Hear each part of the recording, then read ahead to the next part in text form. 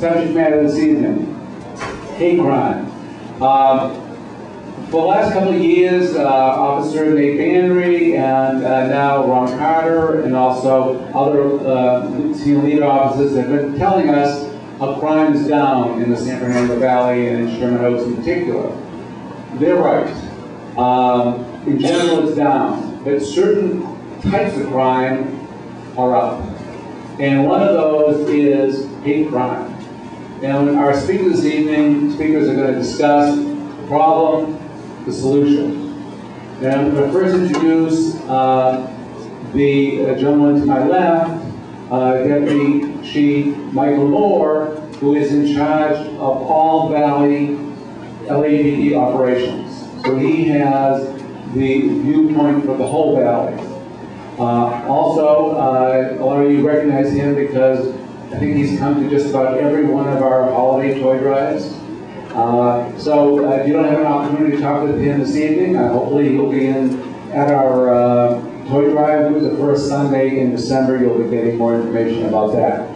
So I'd like to start out by asking Deputy Chief Moore to identify what the problem is, the extent of the problem, and what the LAPD is doing.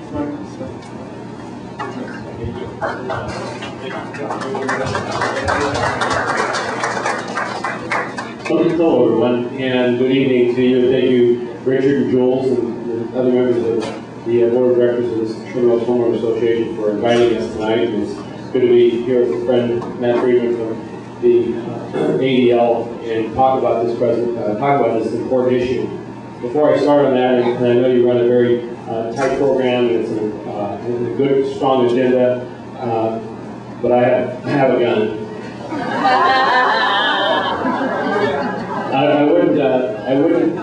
I wouldn't feel right if I didn't remark about just taking a moment and giving some acknowledgement to the thousands of men and women that are out there, have been out there for the last 3 or 4 days, and are out there right now fighting some fires and saving lives.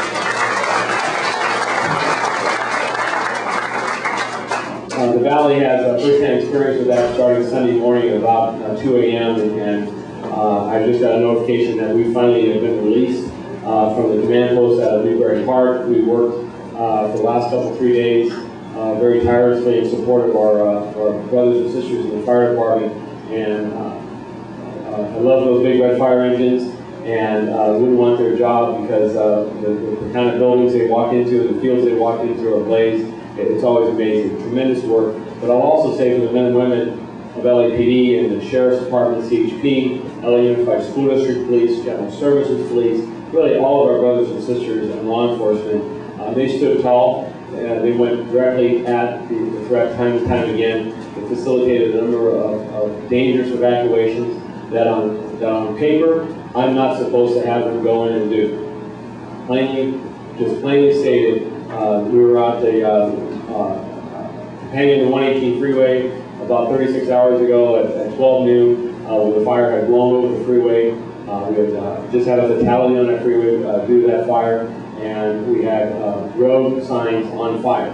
Road signs and guardrails that had just been replaced because of the tragic Chatsworth fire, and some repair that had to go through there, and all of those were ablaze. And in the midst of that, I had firefighters, but I also had police officers trying to evacuating that trailer park and other homes. So again, kudos to the men and women, outstanding work. And as we get into an important subject here, though, I did want to talk just briefly that there are public safety professionals. We stand and we make our most meaningful work when we are protecting and serving you.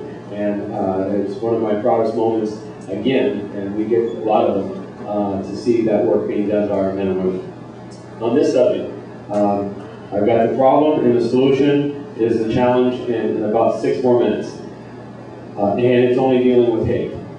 I will not get to the solution tonight any more than I can get to world peace tonight in 6 minutes. I can talk about, and will talk about, LAPD's response to this crime of ignorance, these instances of just absolute intolerance. And I'll tell you that the Los Angeles Police Department takes a very strong position. We assign investigations we assign resources to this problem.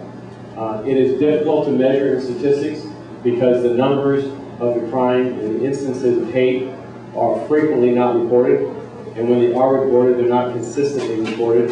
And so it's not a matter of measuring volume like you would liquid and saying this year we have a gallon of water and next year we have 2, so I've increased it 100%. Hate crime, the instances of reporting crime, isn't so pure as that.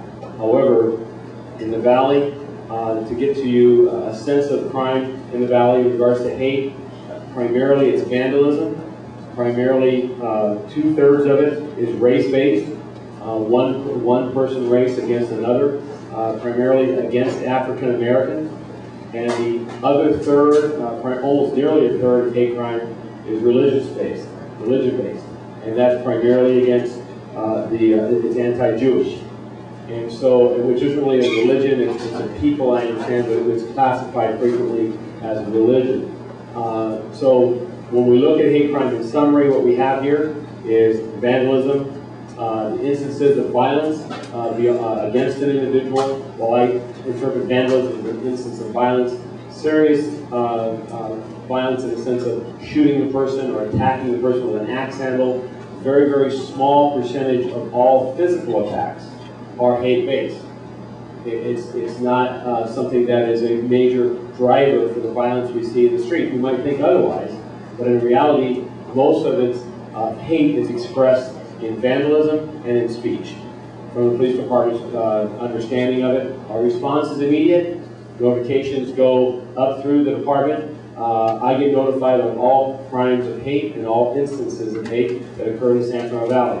The last one occurred this morning, occurred in Sherman Oaks. A young woman who's here only temporarily, living in Sherman Oaks. She's 31 years of age, and she comes out in her car, drives away, and people start honking the horn and pointing her out. If it wasn't her makeup, they said you ought to look. You need to look at something on your door on the other side of her car. She pulls over, and somebody had written a hate remark in a marker on the door. She was a female white from Michigan. I'm not going to tell you anything else about her, but the hate expression was against a black person. We don't live in a colorblind society, but obviously in this instance, whoever expressed that action, it wasn't targeting her, but it was still targeting and expressing ignorance, still committed a crime, and I'm still notified of it. Why do you ask that? I'm a couple layers removed from the Van Nuys station and from the field of Sherman Oaks. It's because LAPD is conducting an investigation. I'm going to ensure that we do door knock the neighborhood. We do try to understand the parking lot in which she parks her car, and the kids that are, we understand, hanging out in that neighborhood. And we have every intention that Ron Carter, who's the slow that's not here tonight, is going to go into that neighborhood and find those kids that and hopefully find out who did this and hold them accountable. Many times this type of vandalism is done by our youth. When we talk about solutions, our partnership with ADL is one both of enforcement, where they provide us information from public sources as to hate groups, as to instances and trends of hate across the country that are developing and individuals responsible for it and the means in which they're communicating it. But they also are very strong in working with us for education and outreach and teaching tolerance. At the end of the day, LAPD will let people are here to stand and say to the public, you commit a crime of hate, we intend to catch you and hold you with criminal law system accountable. And it is not a simple matter of ignorance. Society has said this is something that deserves punishment and must not stand unchallenged. So LAPD does commit added resources for that purpose in support of what you believe is the right thing to do.